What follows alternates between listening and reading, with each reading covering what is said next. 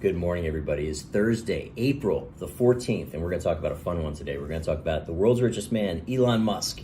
We're going to talk about the world's town square, Twitter, and these two coming together or not in a really big way. So I woke up this morning and learned that Elon Musk has now offered to buy the entire company. Whether that happens or not remains to be seen. But the question is, how did we get here? So those of you that follow Elon Musk, he's a prolific tweeter. He may have the most followers on the platform, I'm not sure, but he's got a lot. And he's known for his, should we say, very opinionated tweets about everything from business to politics to finance to Twitter itself, you name it, Elon's got an opinion on it. So how did we get here? So January 31st, we know this because Elon had to disclose this with the SEC. Elon Musk begins buying shares in Twitter, begins to accumulate a position. All through February into March, he's accumulating shares of Twitter.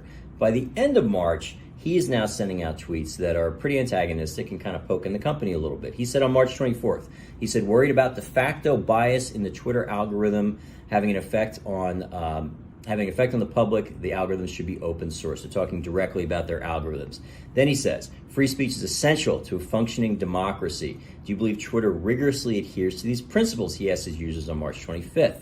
After that, he asked just point blank, is a new platform needed? Musk asked in a tweet on March 26th. Then we learn on April 4th, again, what his position was, that he'd been accumulating shares. He's got 9% of the company right now. So in the wake of that, basically, Twitter now comes out and offers Elon a board seat, which he accepts. And now Elon Musk is going to sit on the board of Twitter. But there was a couple strings attached with that, and I think ultimately that was probably what was not palpable to him as an outspoken person that I think wants to be able to do his own thing. One was that he would not be able to accumulate more shares above about 14 or 15% of the company. So it's going to put a cap of how much Twitter he bought, basically ensuring he would never be able to buy Twitter.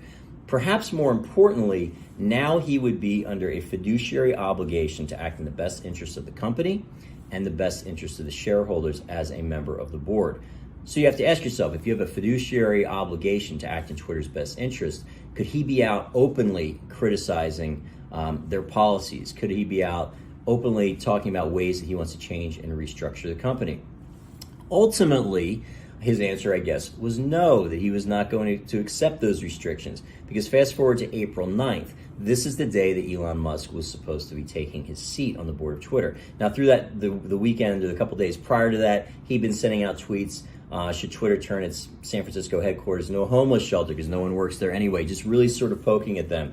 Anyway, April 9th rolls around. He does not take his seat. He declines this invitation. Twitter waits about a day or so, about 36 hours before they announce it. April 10th, they announce that he's not going to take the seat. And so then, of course, speculation then runs wild. What's he going to do? Well, this week, we kind of learned this morning that now he's saying he wants to buy the entire company. And Twitter's trading, I think, about $45 a share right now. I think he talked about $54.20 is what he will buy the entire company for, which I think is about a $40 billion or so valuation. So this is a saga that remains to be seen what happens.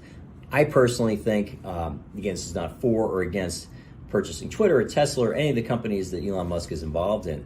But I think it's probably pretty good that this is a platform that's being shaken up a little bit. I don't know about you, but I have had some concern about the fact that you've had what I view as free speech, which is really necessary in an open society, democracy. The United States is a wonderful place because you can have free thought and three ideas that are shared, and you can absolutely disagree with many of them. But the second we get something with the monopoly power in that space like Twitter shutting down free speech, it causes me a little concern. So I like the fact that at the very minimum, you've got a guy in here with a big pocketbook and a lot of power and a lot of influence that might be seeking to shake things up a little bit.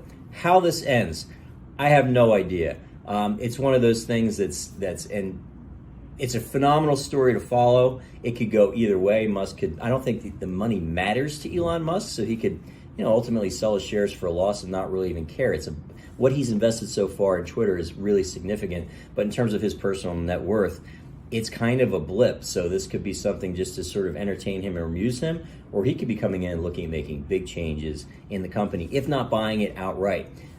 That remains to be seen, but it's a story I wanted to talk about today because we've had all these, Ukraine and Fed and inflation, all this stuff. This is a fun one. This is kind of one that they will study in business schools for years in the future, but we can watch it real time now. So in any event, with that, you stay with me for 5 minutes. That's the timeline. That's Elon Musk's Twitter. It's not resolved. We don't know which way it's going to go, but it's a heck of a story to talk about.